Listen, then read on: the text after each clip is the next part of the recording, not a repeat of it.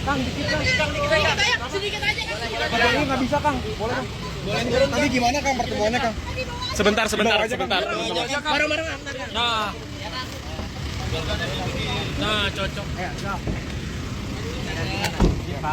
Tadi dulu. Sini. Bentar Kang. Bentar Kang. Sebentar mic-nya.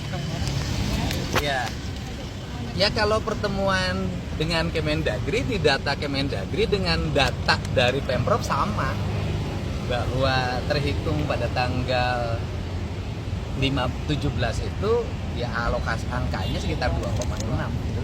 Saya cek itu data angkanya karena itu ada di sistem. Itu sama, jadi tidak ada perbedaan kan. Kemendagri itu kan mengambil data dari pelaporan keuangan yang ada di Badan Pengelola Keuangan Daerah. Jadi kan kita sistemnya sudah online, jadi tidak ada perbedaan. Berarti tadi yang di dalam kepada Kemendagri itu sifatnya apa sih Kang? Laporan? Bukan laporan, saya ngecek data. Kan itu kan ada pernyataan yang muncul di media bahwa ada dana yang mengendap kan itu loh. 4,1 triliun yang tersimpan di bank dalam bentuk deposito, kan begitu. Nah, saya bertanya, makanya data itu di mana Pak Mendagri menyampaikan bahwa data yang ada di Kemendagri itu angkanya itu sekitar 2,6 triliun dan itu bukan uang mengendap. Itu adalah uang kas pemerintah Provinsi Jawa Barat yang disimpan di Bank Jabar. Kan kasnya nggak bisa disimpan di brankas, sehingga kas kita kan karena tidak bisa disimpan di brankas, kas kita ada di bank.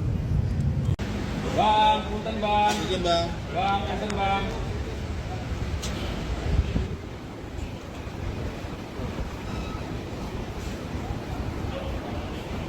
Kang Dedi.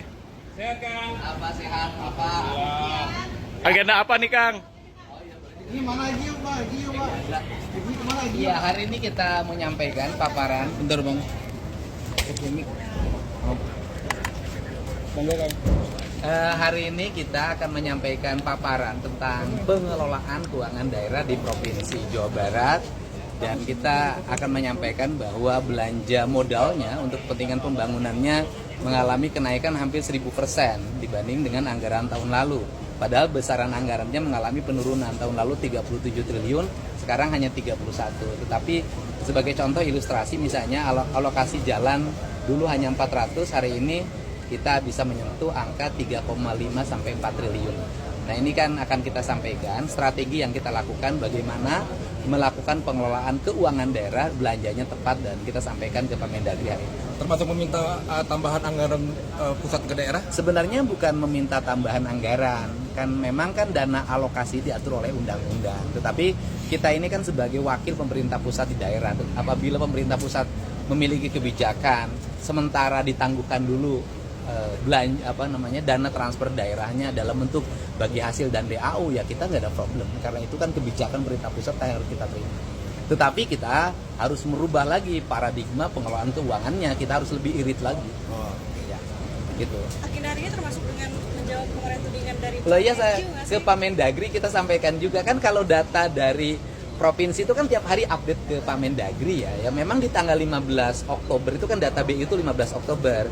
Di tanggal 15 Oktober itu dana kita 2,6 triliun, bukan 4,1. Itu pun bukan uang simpanan, memang uang kas yang tersedia di kas daerah.